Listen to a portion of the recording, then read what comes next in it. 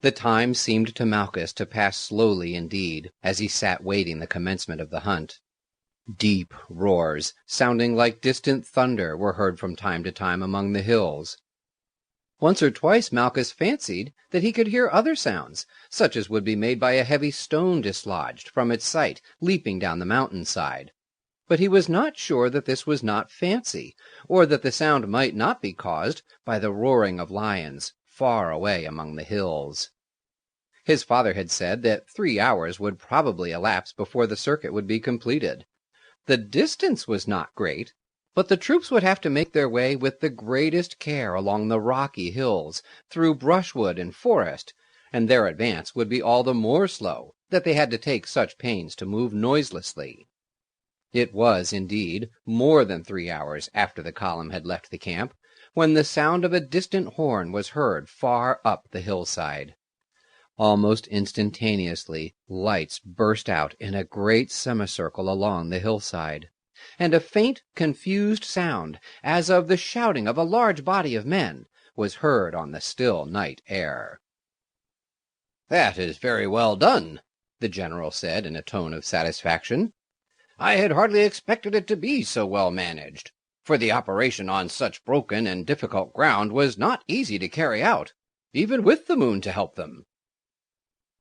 "But see, father," Malchus said, "there are many patches of darkness in the line, and the lions might surely escape through these." "It would not be possible, Malchus, to place the parties at equal distances over such broken ground, nor are the lions likely to discover the gaps in the line. They will be far too much terrified by the uproar and sudden blaze of light to approach the troops. Hark, how they are roaring! Truly it is a majestic and terrible sound, and I do not wonder that the wild natives of these mountains regard the animals with something of the respect which we pay to the gods. And now, do you keep a sharp eye along the foot of the hills. There is no saying how soon the beasts may break cover." Slowly the semicircle of light was seen to contract as the soldiers who formed it moved forward towards the foot of the hill. But although Malchus kept his eyes strained upon the fringe of trees at its foot, he could see no signs of movement. The roaring still continued at intervals, and it was evident that the beasts enclosed in the ark had descended to the lower slopes of the hill. "They may be upon us sooner than you expect, Malchus. Their color well nigh matches with that of the sand, and you may not see them until they are close upon us."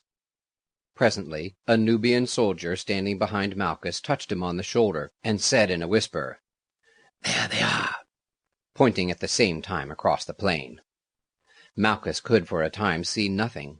Then he made out some indistinct forms. "There are 6 of them," the general said, "and they are making for this grove. Get your bows ready."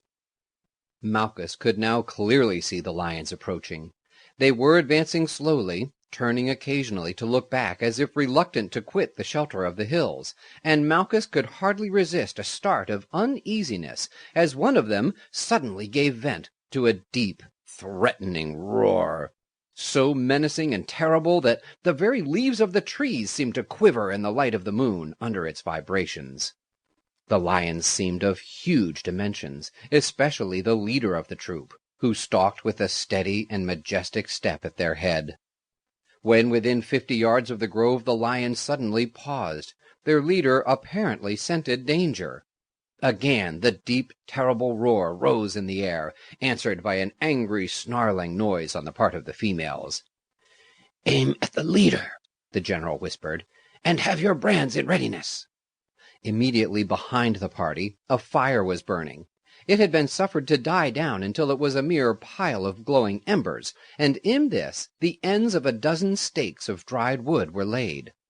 The glow of the fire was carefully hidden by a circle of sticks, on which thick cloths had been hung.